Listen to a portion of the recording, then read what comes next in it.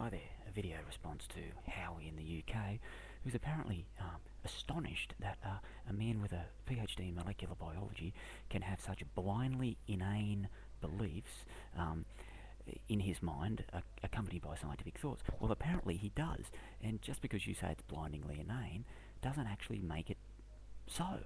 Um, you're very colourful with your language, but you actually fail to bring up any decent refutations of Professor McGrath's refutations of Richard Dawkins. Richard Dawkins has widely been accepted as going well outside of his bounds of knowledge. He's an excellent science professor, and he deals very well with physical science. And then he sort of steps across into philosophy and says, "Oh, these philosophers need to be sorted out with my scientific method," and he fails dismally. The New York Times book review gives a great review of him and uses the same word that actually 90% of reviews all over the world used of Dawkins' God Delusion. That is arrogant. I'm astonished that you think Professor McGrath's arrogant when he's merely refuting claims that have been aggressively thrust in his direction at the College of Oxford. As you know, they're both professors at Oxford, and I can recommend this book here, The Dawkins Delusion.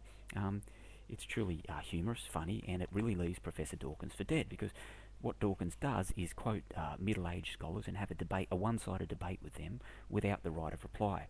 He's truly met his match in Alistair McGrath. In fact, I think you'd be interested to hear a few things. Dawkins' biggest arguments against a god is if there is a designer, which he acknowledges, the evidence seems to point to, we can't possibly say there is because we don't know who designed him. That's an utterly circular argument, because he's actually, in the question, he's implying that there is design.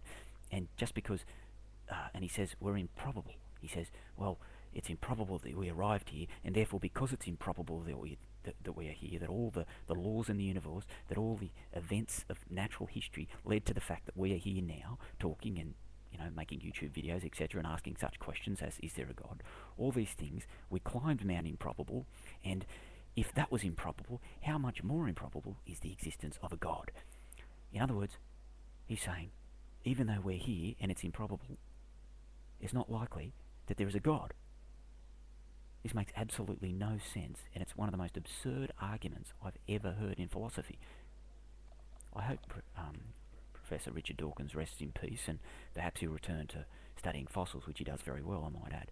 But saying that the improbable could not have resulted apart from anything other than the improbable actually supports the case of Alistair McGrath, which is that it is improbable that we're here, yet we are here. Think about it.